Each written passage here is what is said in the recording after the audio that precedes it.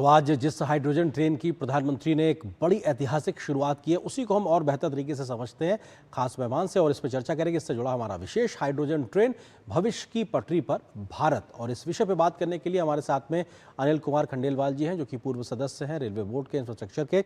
Sir, बहुत बहुत स्वागत है। ऐतिहासिक दिन कहा जा रहा है और फ्यूचर के फ्यूल के तौर पर हाइड्रोजन को रखा जा रहा है। कैसे एक बड़े गेम चेंज इस सिचुएशन की एक आज बड़ा आधार तैयार हो गया है भारत की इस उपलब्धि से?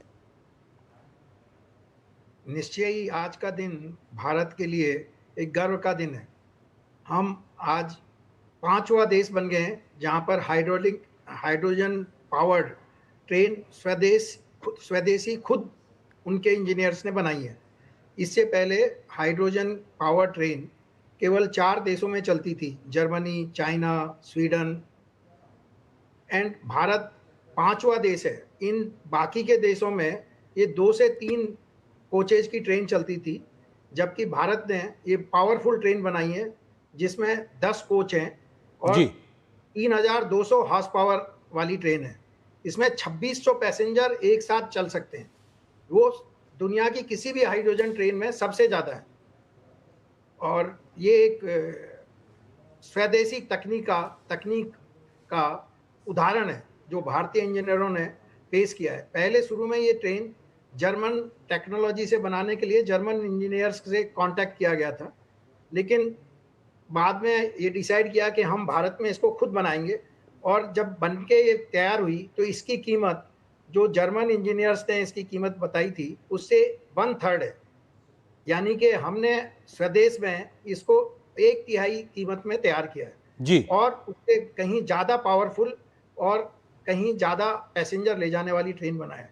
आज हम दुनिया के पहले देश हैं जो इतनी पावरफुल हाइड्रोजन ट्रेन बनाई है, जो कि अपने एनवायरमेंटल एडवांटेज के लिए बहुत अच्छी होगी। जैसा अभी प्रताप जी बता रहे थे जी कि इसमें एमिशन, जो हानिकारक एमिशन है, वो 0 है। केवल पानी की वेपर्स निकलती हैं और थोड़ा हीट निकलती है, जबकि बाकी ट्रेन में कार्बन डाइऑक्साइड एमिशन होता है, बहुत सारी अदर दूसरी चीजें भी निकलती हैं जो कि एनवायरनमेंट में हानिकारक होती हैं। जी अनिल जी, क्योंकि एनवायरनमेंट फ्रेंडली है और इसमें इसको फ्यूचर का फ्यूल इसीलिए कहा जा रहा है क्योंकि भारत 2070 तक नेट जीरो के लक्ष्य पे चलेगा, तो इस दिशा में तेजी से आगे बढ़ना होगा। आज जो ये शुरुआत हुई है, अब ये भविष्य में हमको तेज गति देगी कैसे?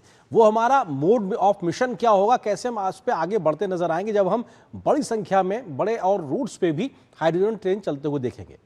हाँ, ये जो भारतीय रेल ने हाइड्रोजन ट्रेन आगे और 20 रेक बनाने का प्लानिंग किया हुआ है। एंड ये ट्रेन जनरली हम उस जगह पे चलाते हैं जहाँ पर इलेक्ट्रिक पावर और डीजल पावर से ट्रेन चलाना सही नहीं होता है। इसका अगर हम देखें तो जो चलाने की कीमत है उसमें ज़्यादा फायदा नहीं होता है, लेकिन देश को, और जो प्रेजेंट स्थिति है जबकि डीजल अवेलेबल नहीं है, उस स्थिति में हम भविष्य के लिए भारत को तैयार कर रहे हैं कि कल को अगर हमें डीजल मिलना बिल्कुल बंद हो जाए या ज़्यादा तकलीफ हो तो हमारे पास अल्टरनेटिव सिस्टम अवेलेबल है। हम इन इंजन्स को जो हाइड्रोजन ट्रेन से चलते हैं यार्ड्स में काम ले सकते हैं और हिल एरिया में बना सकते हैं जहाँ की इलेक्ट्रिफिकेशन करना संभव नहीं है।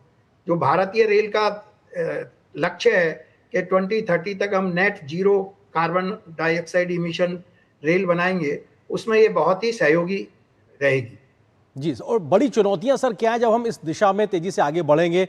एक ट्रेन से शुरुआत को हम आगे जब ले जाएंगे, बड़ी चुनौतियां क्या है? बड़ी चुनौतियां हाइड्रोजन का प्रोडक्शन कॉस्ट है, और ये इसके अंदर जो है प्योर हाइड्रोजन चाहिए। 99.99% जो इंडस्ट्रियल हाइड्रोजन होती है वो 99.12% प्योर होती है। तो उसका प्रोडक्शन, स्टोरेज एंड ट्रांसपोर्टेशन, अभी हम भारतीय रेल ने दुनिया का सबसे बड़ा स्टोरेज सेंटर जींद में बना दिया है, जिसमें 3000 केजी स्टोर की जा सकती है। बाकी देशों में 300-200 केजी के स्टोरेज हैं।